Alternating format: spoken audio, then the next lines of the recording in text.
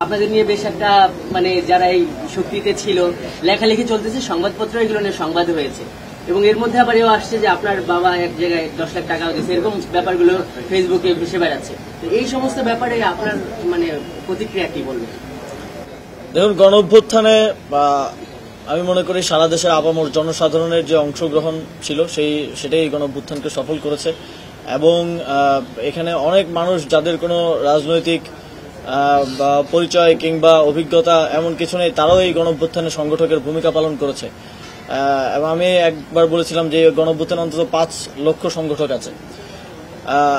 একটা ঐতিহাসিক সময়ে সৌভাগ্যক্রমেই বলবো যে আমরা একটা বাংলাদেশের জনগণকে রিপ্রেজেন্ট করার, তাদের কথাগুলো বলার, ভয়েস হওয়ার সুযোগ পেয়েছি।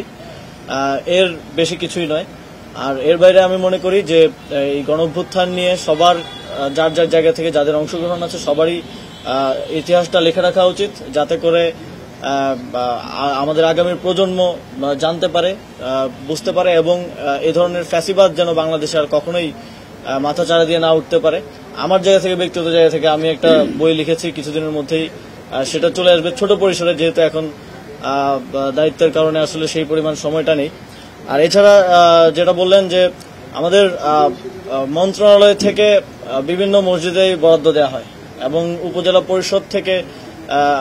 পরিষদের বিশেষ বরাদ্দ থেকে একটা মসজিদে বরাদ্দ দেওয়া হয়েছিল, সেটা একটু মিসআন্ডারস্ট্যান্ডিং হয়েছে, ভুল বোঝাবুঝি হয়েছে।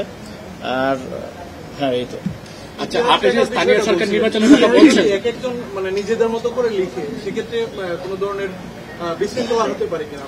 দেখেন, আপনি তো মাঠে কাজ করেছেন, গণ অভ্যুত্থানের সময় সংবাদ সংগ্রহ করেছেন, মানে you have your part of the stories. আপনি একভাবে দেখেছেন, আপনি এক জায়গায় ছিলেন, সেখানে তো আমি ছিলাম না। আবার অন্য এক জায়গায় দেখেছে, অন্য এক জায়গায় ফাইট করেছে, সংগঠকের ভূমিকা পালন করেছে। তো সবার যার যার স্টোরিটা লেখা উচিত। এখানে ওভারল্যাপিং হতে পারে, এখানে কিছু জায়গায় হয়তো কনফ্লিক্টও হতে পারে, কিন্তু একজন সাধারণ মানুষ হিসেবে যখন আমরা 10 জনের কথাগুলো বুঝবো, তখন একটা ওভারঅল আইডিয়া আমাদের চলে আসবে যে আসলে কি হয়েছিল। এখনো অনেকগুলো জিনিস আসলে আমি নিজেও হয়তো অনেকগুলো বিষয় জানতে পারিনি, কারণ গণ অভ্যুত্থানের একদম উত্তাল সময়ে 10 দিন আমি ডিসঅ্যাপিয়ারেন্স অবস্থায় ছিলাম। তো সেগুলো আমিও মনে করি যে এই লেখাগুলো আসলে হয়তো আমার জানার জন্য সুবিধা হবে। ঢালাইয়ের সেরা প্রিমিয়ার সিমেন্ট।